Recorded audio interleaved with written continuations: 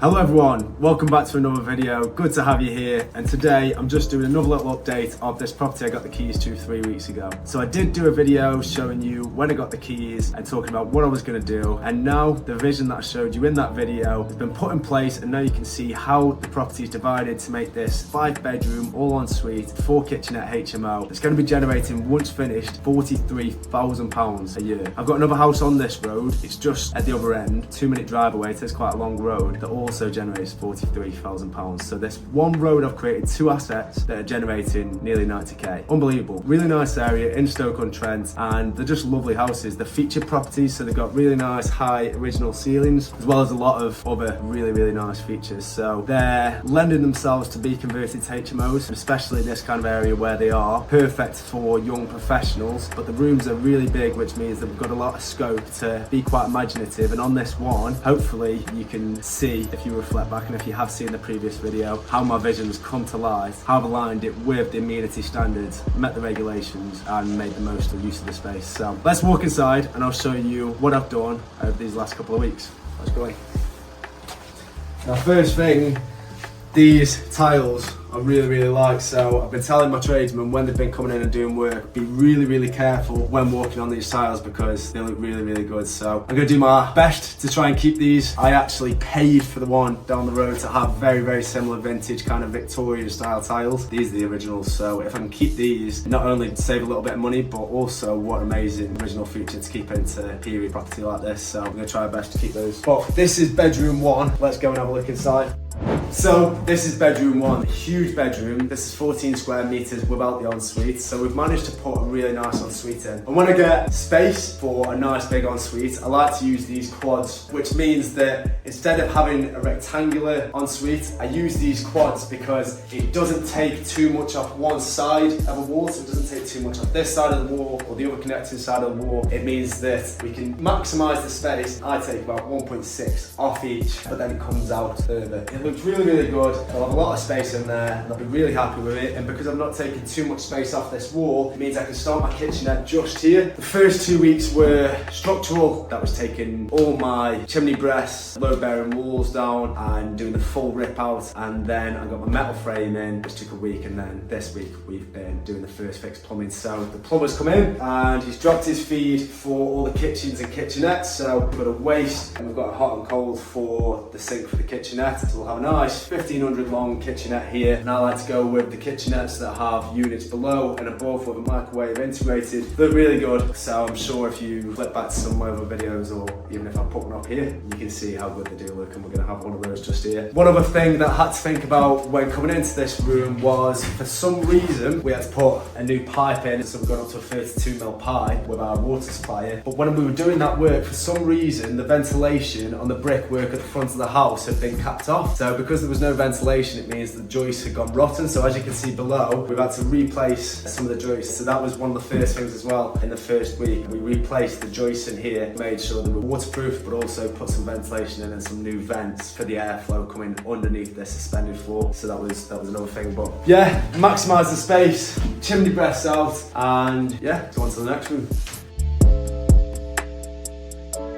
So this is going to be the main kitchen. Huge, really big space. So I've got Howdens, who are my kitchen suppliers, to come in and do me a nice layout of the kitchen and maximise the space and make sure that I have a lot of storage for the 5 tenants that are going to live here. As well as them having kitchenettes in the rooms, we need to make sure that the main kitchen can facilitate all the storage that they need. So make sure that you're working with your kitchen supplier, whether it be Howdens or whoever you use, to maximise storage. But the way I've done this is, and I've not mentioned yet, is I use this metal frame, what I have done on this one. The reason I've tried it on this one is because, as well as it being a very sturdy material to use, it's also really quick. This metal frame I've done for all of the internal walls, which means that if there is a problem with damp, we've had a look, there isn't any damp problems at the minute, but if there is, we've got a layer in between and a void in between the damp and the plasterboard, which means that damp shouldn't start creeping onto the plasterboard and problems won't arise. So like I said, this house doesn't suffer with damp at the minute, which is unusual of a house of this age, but it's been built really well. But if those problems do start to occur over time, this metal frame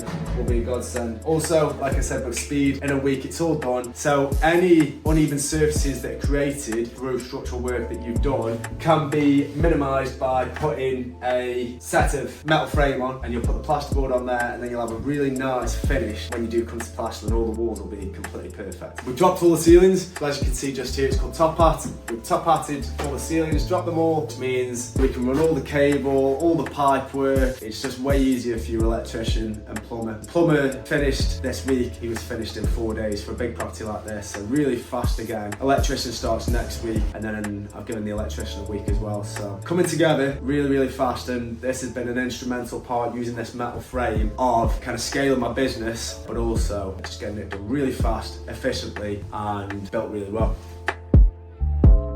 Had to move the original stop tap, so a few bits of chasing out along the floor, moving the original stop tap. We had to put the new drain in the kitchen, so that come all the way through to outside, and we put a new manhole in. So I just thought I'd mention that, because this used to be the old kitchen.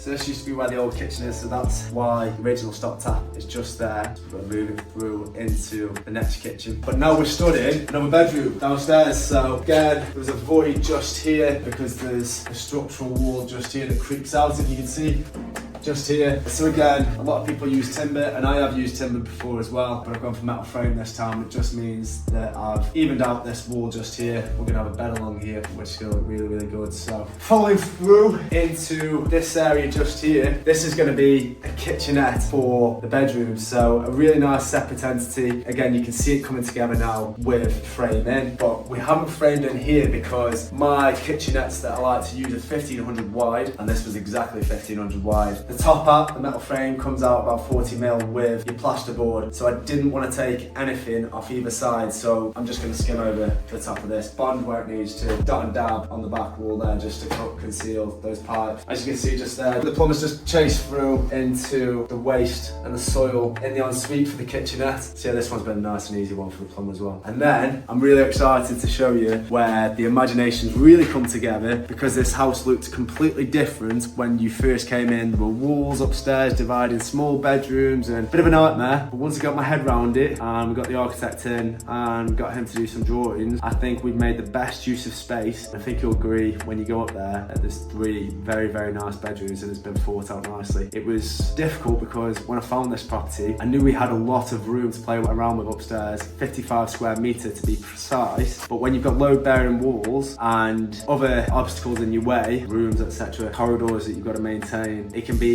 difficult because it's also cost management, and you don't want to have to take down all the walls upstairs and leave yourself a shell, because it just wouldn't be viable. So I think with keeping the costs as low as possible, we have done the best job we can to divide 3 really nice bedrooms up there. So I'll show you what we've done, I'll show you how I've kept my costs nice and low, how I've worked with my architect to create a really nice space up there. So let's go and have a look. As we walk upstairs, this void was open. The banister came across all the way to here. We have now had to put some new joists in. We've had to put some joist hangers in. We've now laid new joist, which means this is actually a bedroom above. So that is the first way that we've maximised the space, by bringing this out, maintaining. It's going to be over, I think, 2.2 metres head height from the step, and we've gone overkill with this. So we've got bags of room, and it's meant that we can open up the space and utilise this space on top of the stairs that wasn't otherwise used now as an extra square metre and a half for a bedroom. Really good use of space. So this was one big room, so through here it was one big room. Now I've left the door where it was, but I've created stud all around, and this is where my unvented cylinder is going to go. So we've got the feed here for the unvented cylinder. This will have a fire door on just here, and it's meant that we've got a nice secure place for the unvented cylinder.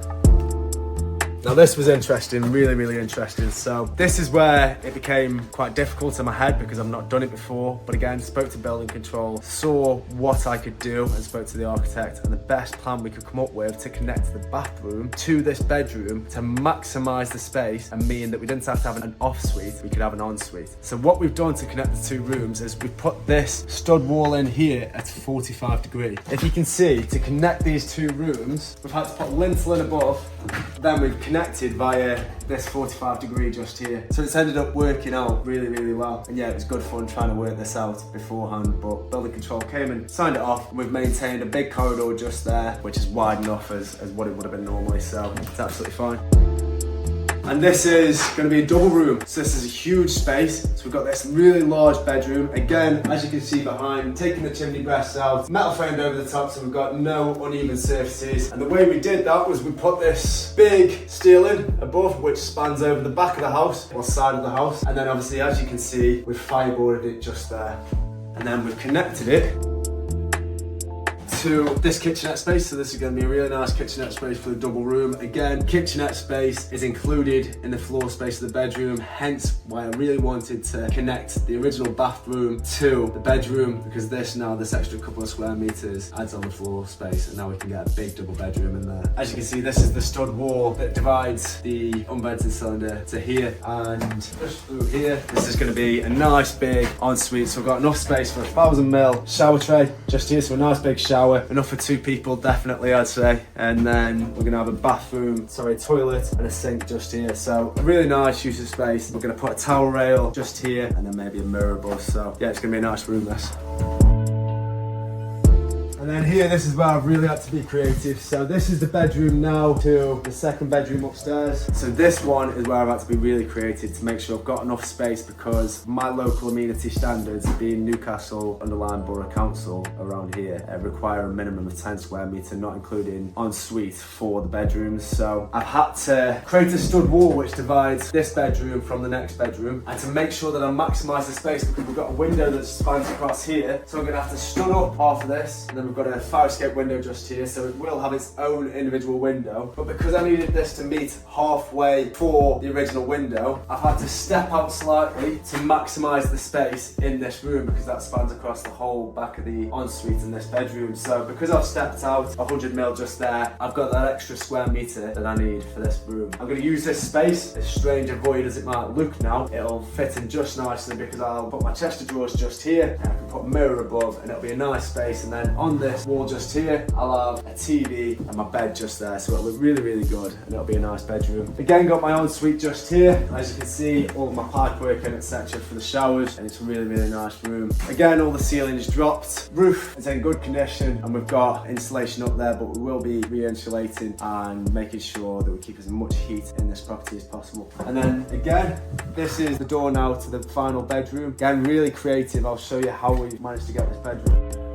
So this is a corridor coming through, and this is a really nice bedroom in here. So this bedroom is over 10 square meters. There was a load bearing wall shooting across just over here. Now, to create access for the bedroom, I've had to put a lintel in over here, which means that this corridor is the entrance. And then over here, I've had to put load bearing wall in to create an entrance into their own ensuite. In the double room, stud wall going across, that is the stud wall. So we're gonna have to make sure it's acoustically sound. So we're gonna put rock wall acoustic insulation just in the void to make sure that noise cancellation is a priority between the 2 rooms. Yeah, so I'm gonna have a kitchenette just going here in this one. And yeah, it's going to be a really, really nice space, and we've maximised what we could do, as you can see, with these creative strategies, creating corridors, putting en-suites through load-bearing walls, and making the most of using lintels, etc., and taking out the chimney breast. We really have maximised the space within this property, and I think it's going to start coming along really, really fast now. We've got the worst bit out the way. I don't like that first bit where you do a first fix. That's where the problems arise, and there've been a few. Another one notably was in between the void and the loft between us and the neighbour. There was no brick, so for fire risk purposes there has to be concealment between you and next door in case of a fire. Obviously next door just burns down, so we've actually used the metal frame and double fireboarded in between, which building control have signed off. That's that problem sorted. But now it should be plain sailing. All of the stud work is done. By next week the electricians will be finished, so first fix electrics will be done, and then the week after second fix boarding and starting to get into plastering. So once that stage is complete, it'll be a big big load of stress off me because it just starts being put back together. The house is nice and clean. It starts looking like a house again. So really looking forward to keeping you updated as this project goes along. If you've got any questions about the renovation, then please drop me a comment or get in touch with me via any social media channel, and I will look forward to seeing you guys on the next video. If you enjoyed this one, then please do give me a follow. I will get some really good content out this year, guys. Cheers.